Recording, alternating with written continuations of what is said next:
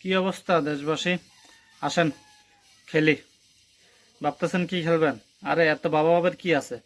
আসেন বাংলাদেশের হয়ে T20 বিশ্বকাপ হইলেও খেলি।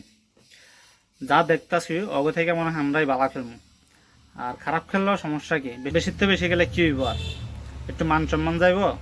বাঙালি দুই একদিন ইমোশনাল হয়ে গালাগালি করব, তারপরে ফেসবুকে স্ট্যাটাস দিব। ইউটিউবাররা ওই যে যারা রোস্ট করে, রোস্ট না আসলে শুধু, তখন ওই বাংলাদেশের সব কন্টেন্ট ক্রিয়েটররা কিছুটা পচানি দেব।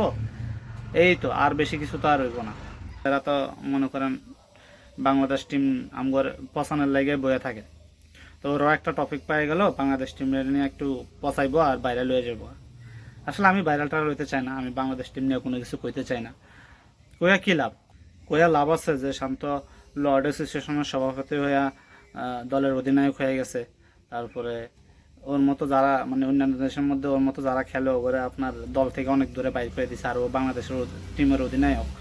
তারপরে আবার কইয়া লাভ আছে কোনো? কইয়া লাভ আছে যে লিটন দাস লর্ড অ্যাসোসিয়েশনের সেক্রেটারি হয়ে কীভাবে দলে চান্স পাইলো?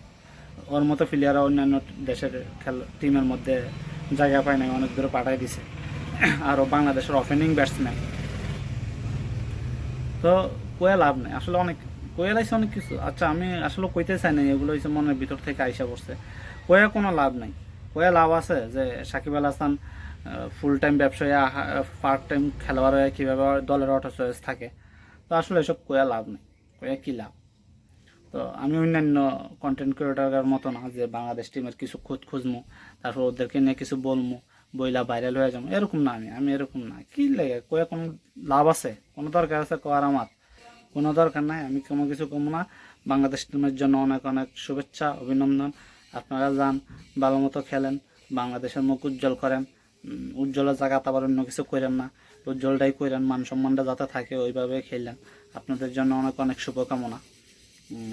আর যেটা বলছি, আপনি কিন্তু প্রস্তুত থাকেন, আমিও প্রস্তুত আছি। যে কোনো সময় আমরা নাইমে যেতে পারি খেলতে, যদি দেখি মান সম্মান চলে যাইতেছে। তো বাংলাদেশ টিমের জন্য অনেক অনেক শুভেচ্ছা, অনেক অনেক অভিনন্দন। আল্লাহ হাফেজ। আর হ্যাঁ, প্রস্তুত থাকেন। বাংলাদেশ কিন্তু এবার আপনার বিশ্বকাপ নিয়ে আইব, আমরা আনন্দ উল্লাস করতে হবে আমগো। তো আগে থেকে প্রস্তুতি নেওয়া এখান কীভাবে কী করবেন না করবেন, ঠিক আছে? তো আল্লাহ হাফেজ।